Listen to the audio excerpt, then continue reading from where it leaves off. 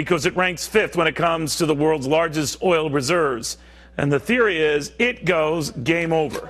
In fact, Chris Martenson says it goes, we're looking at double oil prices from where they are today, from $106, maybe as much as $200. He's the co-founder of peakprosperity.com. Why do you say that high? Why? Well, world oil supplies are very tight right now, Neil. We've got the International Energy Agency just a month ago was calling on Saudi Arabia to hit record production territory all on its own. There's less than 50 days supply above ground in industrialized stockpiles at this point in time. So the world oil supply is actually very tight. And I know in the United States we've got a lot of production and people are focusing on that, but oil is a global commodity. Very tight. So Iraq's supplying about 3 million barrels per day into the kitty that gets exported. If any of that goes away, we start to see higher prices. If all of it goes away, we're going to hit that $200 mark. All right, now we've been seeing this inexorable march on Baghdad on the part of insurgents, but you seem to be looking more closely at those refineries. Why?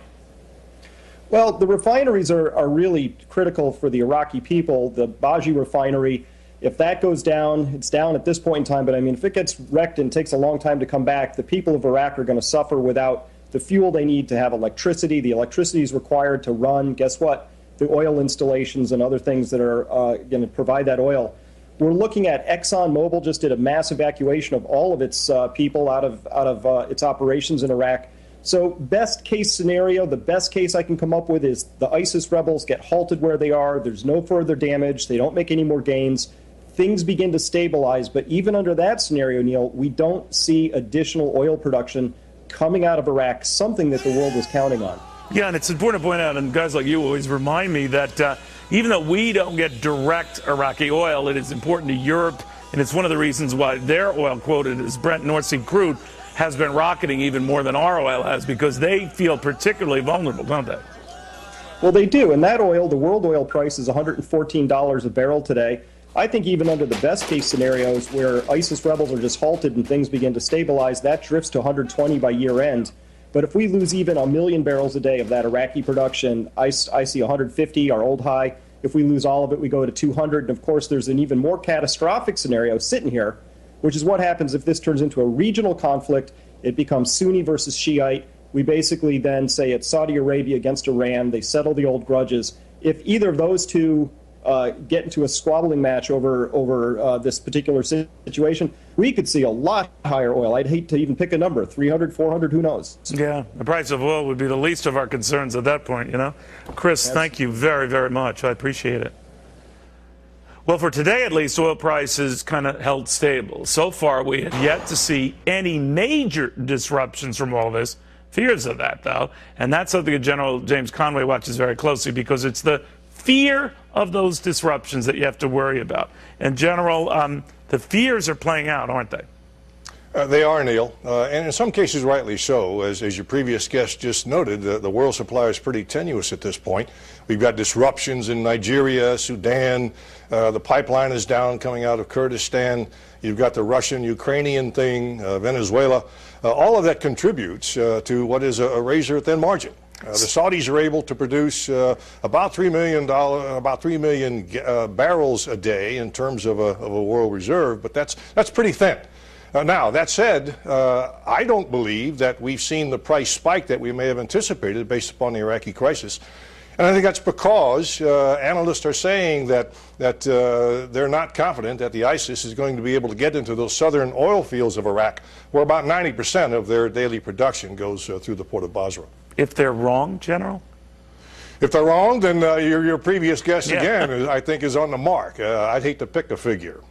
You know, General, I am wondering, though, that when we look at this and the volatility in the region, there are a lot of risks this could just get out of control. And you're quite right to say oil trades on the fears of that, and it starts rocketing when things seem stable, or that's less likely. And this prevailing view now, you just echoed that they can avoid just disaster, that things stabilize. But this has the potential of just redrawing maps in the whole region and changing the game well beyond just the short term. I think it goes beyond potential, Neil. I honestly think that the Iraq that we knew from 2003 through 2011 is probably gone forever. Is that right? I think the Kurds will wind up with an autonomous zone with no association with Iraq. I honestly think that the Sunnis have been so terribly disappointed in the Maliki regime that I don't see them coming back unless there's a distinct change in leadership and a distinct change in attitude. So I think personally that you could see the polarization, the balkanization, if you would, of Iraq. And I think at this point it's more likely than not. General, in the meantime, we have F-18s surveying the area, sort of trying to get a sense of what's going on.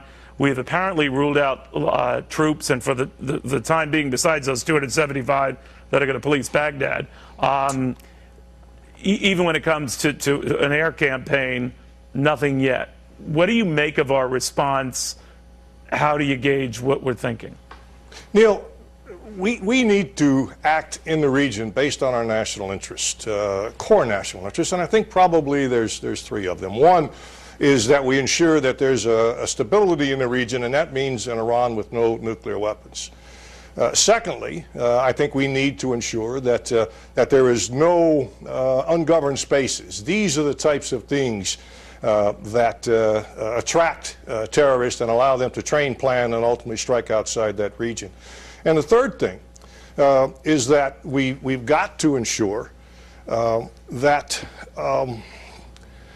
the oil continues to flow. That's as simply as I can say it. It is a vital resource to the entire world, and economies worldwide can suffer if, in fact, the oil in Iraq doesn't continue to flow. My personal view is that, frankly, I wouldn't do a thing at this point to cause the Maliki government to survive. I think, again, he's a complete failure. I suggest we might look on downrange and say, okay, what happens next? If the ISIS is stopped, and I substantially think that they have hit their culmination point, that they're not going to get south, they're not going to take Baghdad. The next thing they'll be looking at is consolidating their gains. And this can only happen in the Middle East, but that brings them in direct conflict with the people that have been supporting them to a degree. And those are the Sunni tribesmen and the rest of the Anbar and the northern provinces. So I could see a situation in the next few weeks where we're actually trying to support our old allies in conflict against the ISIL. And going into bed with Iran. I mean, it's so many possibilities. It just boggles the mind. But, General, I appreciate your taking the time. Sure. Have a great day. All right. Well, forget about reading him his Miranda rights. I want you to meet the former CIA operative who says, treat him like a terrorist he is, and send him to Gitmo.